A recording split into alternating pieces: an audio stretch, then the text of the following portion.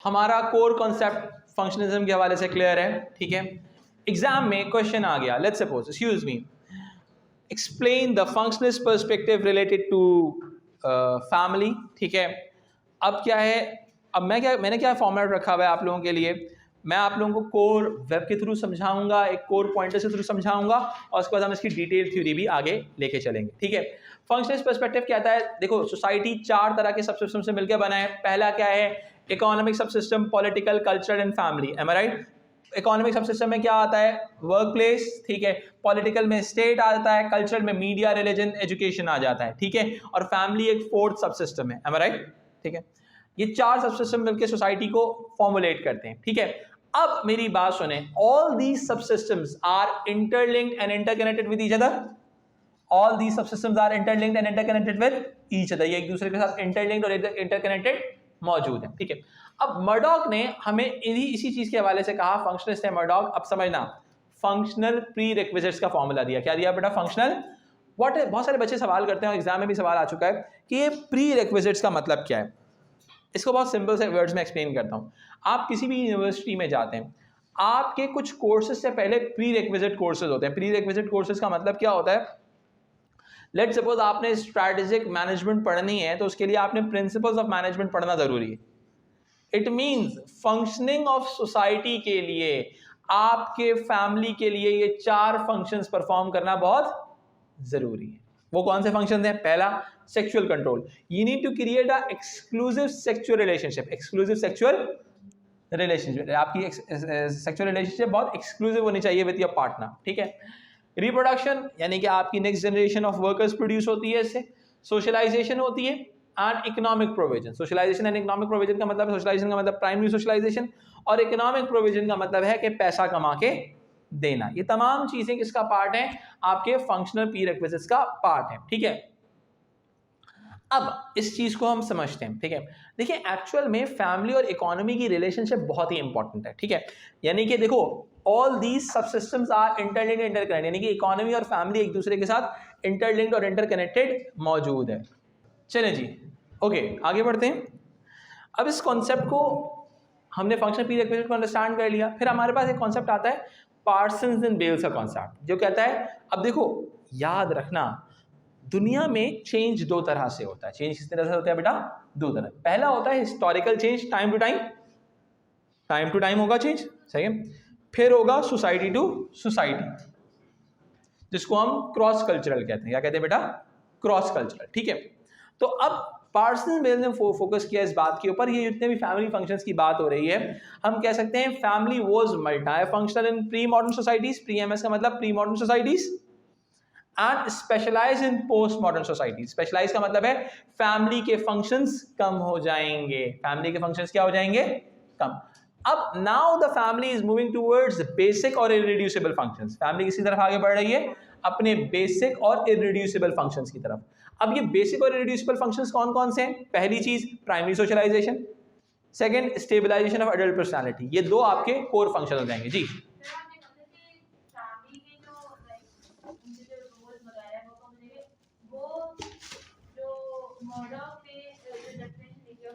जी जी, overall family as institution की बात हो रही है।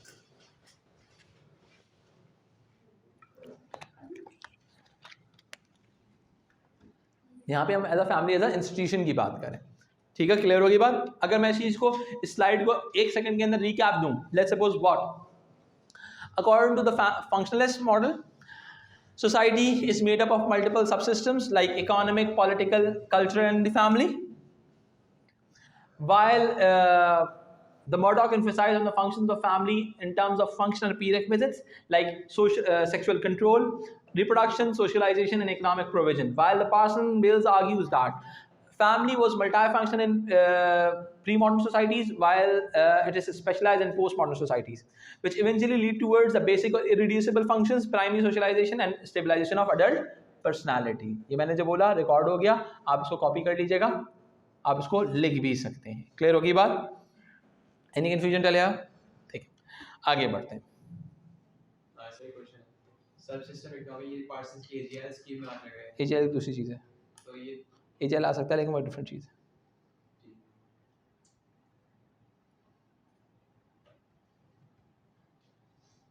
अब आगे आ जाए, ठीक है, इसी चीज को कि over the period of time the family functions are constantly changing, इस बात को एम्फेसाइज करेंगे, ठीक है।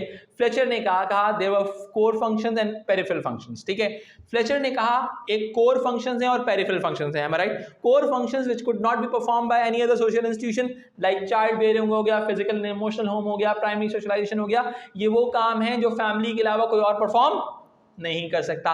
लेकिन हमने पहले पढ़ा कि the family the loss of functions हो रहा है, फैमिली के फंक्शंस रिड्यूस हो रहे हैं। क्लियर हो रही है बात? जब फैमिली के फंक्शंस रिड्यूस होंगे बॉस, तो ऑटोमेटिकली क्या होगा?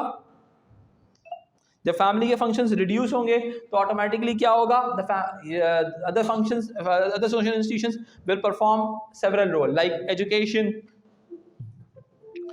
एजुकेशन, हेल्थ केयर, रिक्रिएशन का फंक्शन जो है दूसरे सोशल इंस्टीट्यूशन परफॉर्म करें, फैमिली परफॉर्म नहीं कर रही। Any confusion till here?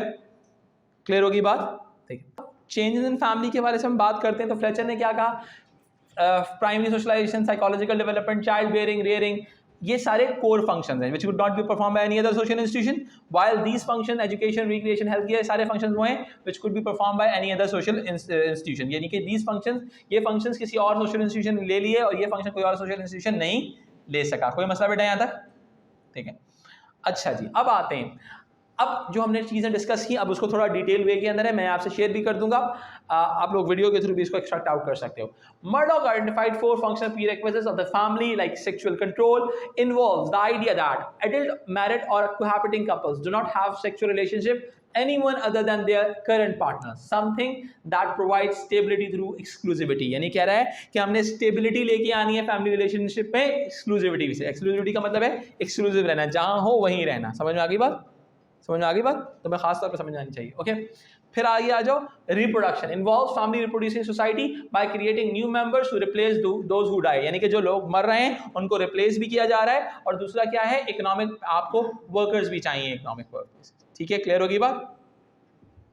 अच्छा, फिर आते हैं socialisation involve children being taught values and norms and so becoming members of their society, यानी कि फैमिली क्या कर रही है? सोशलाइजेशन के थ्रू नॉर्म्स और वैल्यूज अपनी नेक्स्ट जनरेशन को सिखा रही है। Economic provision involves the idea that family have to organise themselves to ensure the survival of the family group and its members, यानी कि इकोनॉमिक प्रोविजन का मतलब है पैसे कमा के देना। क्लियर हो गई बात? सही है। कोई बच्चा अगर डिटेल में जा रहा हो तो हर जो स्लाइड को मैं डिफाइन कराऊंगा शॉर्ट कीवर्ड्स में, उसको मैंने डिटेल में भी आगे मेंशन किया है। वो कल लेके आओ, क्या कहते हैं, एक्सटेंशन बाय। अच्छा जी, पार्सन्स एंड बेल्स की कहते हैं the family was multi functional in pre modern societies but now they need to focus on basic और इररिड्यूसिबल फंक्शंस। ये एग्जाम में सवाल आ चुका है। Describe 2 basic or irreducible functions. Primary socialization है, families are socialization factories whose product is the development of human personalities. Human personalities को develop करना उनकी product है. The stabilization of adult personalities involves adult family members providing psychological and emotional support. ठीक है, adult family members को psychological and emotional support provide करना इनका काम है। ठीक है, Fletcher drew these stands together by arguing contemporary families perform 2 types of functions: core functions which cannot be performed by either individuals or working alone or by any other institution, कोई और institution perform नहीं कर सकता। ठीक है, peripheral functions are things that while still performed by some families at some times have been largely taken over by other institutions. These include education, healthcare and recreation. यानी कि hospital जाते हो, पहले ज़माने में क्या होता था कि आपको हॉस्पिटल जाना होता था, आपने क्या होता था, आप फैमिली की आपको सपोर्ट कर रही होती थी, पढ़ाती भी इनफॉर्मल एजुकेशन के थ्रू फैमिली थी। Any confusion till here? Theory समझ में आ गए? पार्सन एंड बेल्स, फ्लेचर हो गया, मर्डॉक हो गया, क्लियर हो गया? आगे बढ़ते हैं। अब न्यू फंक्शनलिज्म की थ्योरी समझते हैं। हॉवर्ड्स की थ्योरी है। हॉवर्ड्स ने क्या कहा? न्यू फंक्शनलिज्म क्या होता है? यानी कि फंक्शनलिस्ट आइडियाज का over the period of time जो चेंजेस आई हैं, जो मॉडर्न सोसाइटीज में जो अमेंडमेंट्स आई हैं, उसको एम्फेसाइज करते हैं। हॉवर्ड्स कहते हैं कि Howards emphasise on the family role as a linkage between micro to macro world, यानी कि माइक्रो से मैक्रो वर्ल्ड में मिलाने के लिए फैमिली का रोल बड़ा ही इंपॉर्टेंट है। वो कहते हैं family is a school of learning social norms, यानी कि आप नॉर्म्स सीखते हो, ट्रांसमिशन ऑफ रोल्स होता है from one generation to another generation. अम्मा अब्बा ने कुछ चीज़ें तमीज़ से सीखी होंगी अपने दादा, तुम्हारे दादा से, तुमने सीखी उनसे, ट्रांसमिशन ऑफ रोल आ गया। आ गया emotional close, transmission of role में जेंडर रोल भी आ सकता है कि आप अपने फादर से इंस्ट्रूमेंटल रोल सीखते हो, मदर से आप एक्सप्रेसिव रोल सीखते हो। रूल लर्निंग, आपको पता चलता है कि सोसाइटी में रूल्स क्या हैं, रूल्स को किस तरह से आपने फॉलो करना है। ठीक है जी। अब इस हॉवर्ड्स की थ्योरी को थोड़ा सा मैंने यहाँ पे डिटेल में रखा हुआ है। कहते हैं Howards the family functions as a bridge connecting the micro world of the individual with the macro world of the wider economic society. ठीक है, यानी कि बड़ी दुनिया को झेलने के लिए छोटी दुनिया के अंदर आपकी ट्रेनिंग की जा रही है। For Horvitz, the family is the best side of learning this way because the rule passed on and put in force by people who share a deep emotional commitment are more likely to be effectively taught and learned. यानी कि ऐसी चीज़ें सिखाई जाती हैं जो ज़िंदगी में कभी आप भूल नहीं सकते। कहते हैं ना, जो आपने फैमिली में चीज़ें सीखी होती हैं वो आपकी ज़िंदगी भर आगे काम आती हैं। इमोशनल क्लोजनेस सिखाई जाती है, रूल लर्निंग सिखाई जाती है कि आपने रूल्स पता होते हैं सोसाइटी के। भाई लेट्स सपोज तेज़ गाड़ी नहीं चलाना,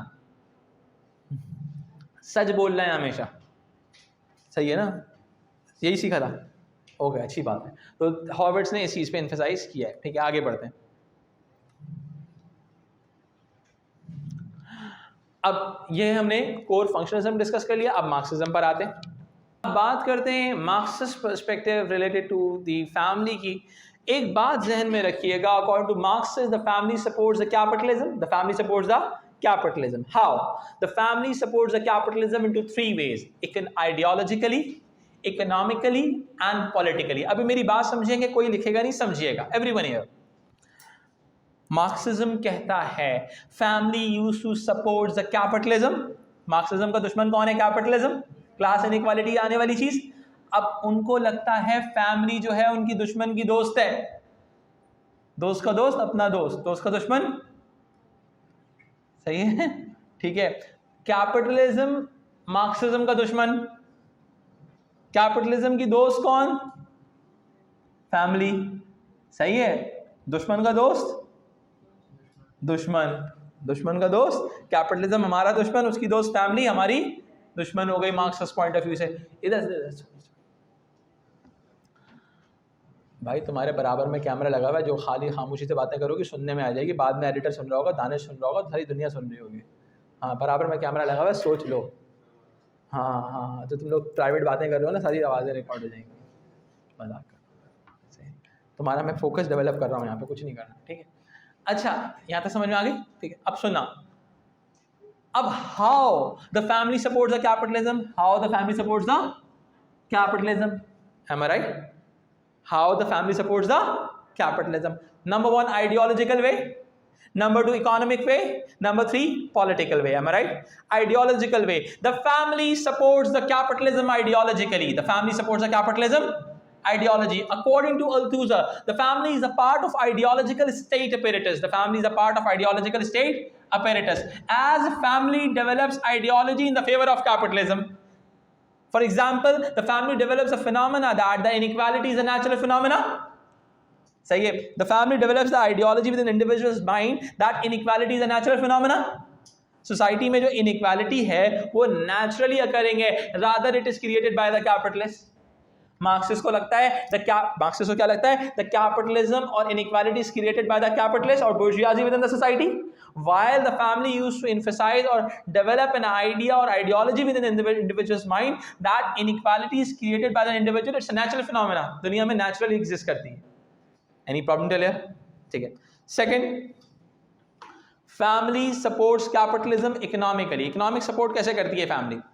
Consumption of goods. जबकि आपकी family goods की consumption करती है, तो actual में वो क्या करती है? वो किसको सपोर्ट कर रही है? कैपिटलिज्म को। दूसरा, family provide the future workers, गधे तैयार करके देती है फैमिली जो आगे जाके काम करते हैं, ठीक है। फिर ज़र्ड्स की कहते हैं family is a target of advertiser. Family is a target of, family जो है एडवर्टाइजर का टारगेट है। अम्मा तल्लो में पकाओ, हमें सेहतमंद बनाओ, कोक का ऐड उठा लो, हर ऐड उठा लो, तमाम एड्स फैमिली के गिर्द घूम रहे हैं, बिकॉज फैमिली के अंदर अगर एक प्रोडक्ट आ गई तो वो प्रोडक्ट कैपिटलिस्ट का सर्वाइवल होगा। तो इट मींस कैपिटलिज्म एम्फसाइज करता है इस आइडिया पे कि inequality is a natural phenomena. Sorry, capitalism कहता है the family is my target according to Zaretsky. Any confusion चले? थर्ड फॉर्मूला मैंने क्या कहा, पहला आइडियोलॉजिकल, दूसरा economic, third political. Family acts like an stabilizing force. क्या कहता है? Family is an stabilizing agent, यानी कि सोसाइटी में किसी भी तरह के सोशल चेंज को फैमिली अपोज करती है. क्यों? ज़र्ट्स्की ने कॉन्सेप्ट दिया था प्राइवेटाइज न्यूक्लियर फैमिली का. कौन सा कॉन्सेप्ट दिया था बेटा? प्राइवेटाइज. एक ऐसी फैमिली जिसको सिर्फ अपनी फैमिली के लोगों से कंसर्न है, तो वो हर तरह के सोशल चेंज के आइडिया को अपोज करेगी. am I right? Family acts like a stabilising force. Any confusion till here? ठीक है, अब इस कॉन्सेप्ट को आगे लेके चलते हैं. ठीक है, मार्क्सिज्म. एक second.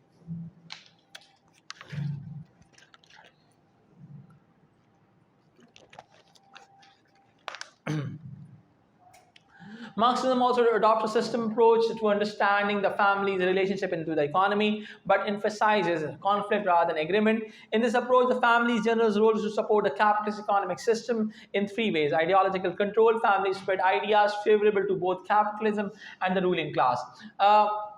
Althusser, for example, argued that the family is an ideological state apparatus through which children learn norms and values broadly supportive of the economic and political situation.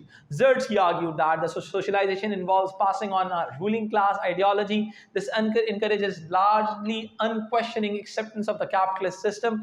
कोई सवाल नहीं करता capitalist system के अंदर. And the rights of the ruling class through beliefs about the competition, यानी कि उनका हक है. सही है. The importance of the work ethic and needing to obey authority, यानी कि जो कहा जा रहा है मानते रहो, बॉस की बात मानो, बॉस खुश रहेगा. सेकेंड एलिमेंट क्या है? Economically family perform a productive role beneficial to capitalism by not only producing future workers but more importantly by taking the substantial cost replacing those who become too old or sick और to work. यानी कि family क्या कर रही है? जो भी लोग कमजोर हो रहे हैं उनको अपने पास ले जाके क्या कर रही है? वो उनको सपोर्ट दे रही है, सिक को भी सपोर्ट कर रही है, यानी कि एक्चुअली वर्कर्स को सपोर्ट प्रोवाइड की जा रही है फैमिली की जानिब से. ठीक है, फिर हम आगे आते हैं. कल्चरल कैपिटल बॉर्जियो की थ्योरी है, यानी कि फैमिली जो अपर क्लास फैमिलीज हैं, न्यू मार्क्सिज्म में भी आती है ये बात.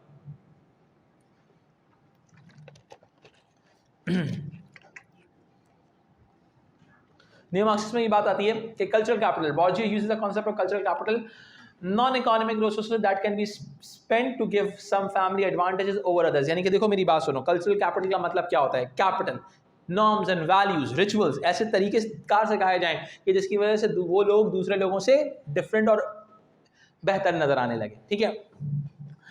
Siva and Edwards argue that the middle and upper class parents are better able to equip their children with the knowledge and skills necessary for an easy change to the workplace than working class parents. एक working class parent है, उसने अपने बच्चों को इतनी तहजीब नहीं सिखाई, सॉफ्ट स्किल्स पे काम नहीं किया. अपर और मिडिल क्लास के पेरेंट्स ने इस चीज़ पे काम किया और वो आगे निकल गए. क्लियर? फिर क्या कहते हैं? Bourdieu argues that the cultural capital operates through the family to give some children a head start in education because parents can motivate their children by passing on the attitudes and knowledge needed to succeed education. यानी कि education में आगे बढ़ने के लिए आपको ये चीज़ बहुत सपोर्ट करती है. फिर थर्ड एलिमेंट है सोशल कैपिटल दिया जाता है, is another form of family capital that refers to the people connections within the social network and the values that these connections have for. And Putnam argues that norms of reciprocity what people do for each other, यानी कि actually जो आपकी, देखो मेरी बात सुनो, social capital का मतलब होता है नेटवर्क्स. क्या होता है बेटा? सिंपल वर्ड में याद रखो, नेटवर्क्स, ताल्लुकात. अपर क्लास के अंदर अच्छी एजुकेशन के अंदर जाओगे, कल्चरल कैपिटल भी मिलेगा और सोशल कैपिटल भी मिलेगा. Any confusion till here?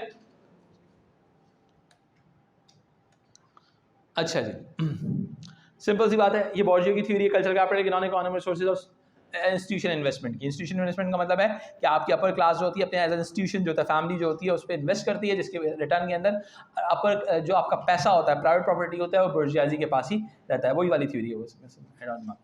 फिर आता है सिंबॉलिक कैपिटल, सिंबल्स, क्रिज्मा होता है, कैरेक्टरिस्टिक्स अपर क्लास से डेवलप लाइक अथॉरिटी होता है, क्रिज्मा क्रिएट किया जाता है उनके अंदर. ठीक है, तो ये सिंबॉलिक कैपिटल के अंदर आता है, यानी कि upper class families used to transfer the upper class values in their children. Any confusion till here?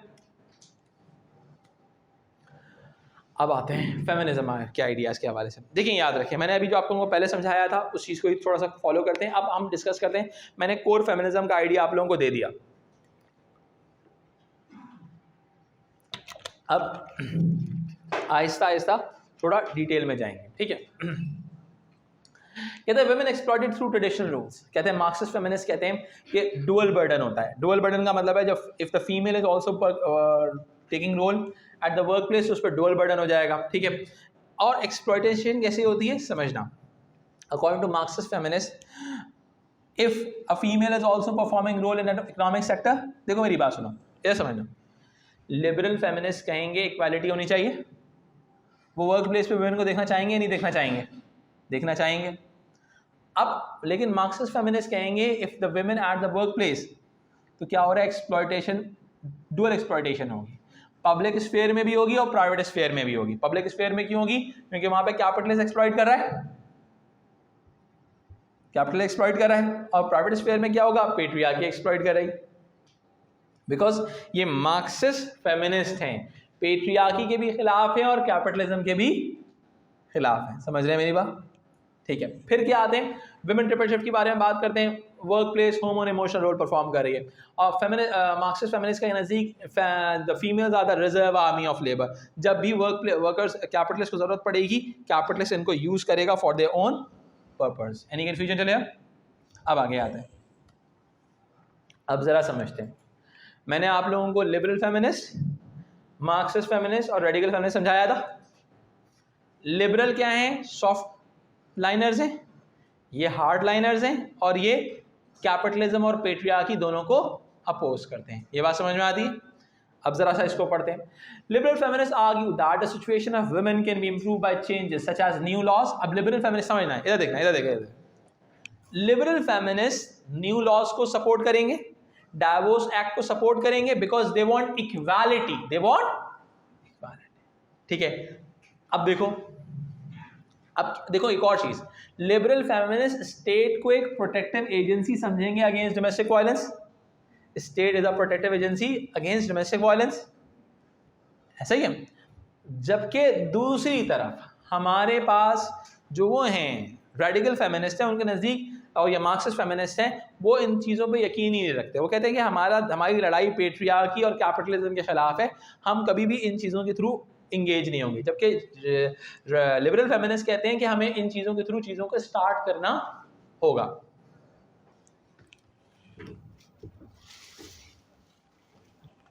फिर आते हैं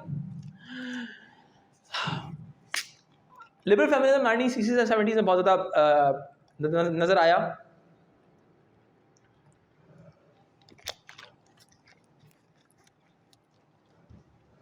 जिसकी बेसिस के ऊपर इक्वल पे एक्ट आया, यूके के अंदर सेक्स डिस्क्रिमिनेशन एक्ट वगैरह आया. फिर आते हैं रेडिकल फेमिनिस्ट की तरफ. Radical feminist use the term patriarchy to describe the domination of women and children by men. Society, they believe, is patriarchal, but so is a nuclear family. The nuclear family suits men but exploits women. Men are seen as responsible for much that is wrong with the world, such as wars and environmental problems. Some radical feminists even argue that the women need to live completely separately from men, and few live in women-only communities. यानी कि lesbian relationships की भी support एक तरह से आती है इनके पास. ठीक है. फिर आते हैं मार्क्सिस्ट फेमिनिस्ट. मार्क्सिस्ट फेमिनिस्ट कहते हैं emphasize female exploitation through the idea of dual burden, dual shift. Women are double exploited in the workplace as a public sphere and private sphere वाली बात जो मैंने आप लोगों को समझाई. Any confusion चलिए? यहाँ तक समझ में आ गया? आगे बढ़ते हैं.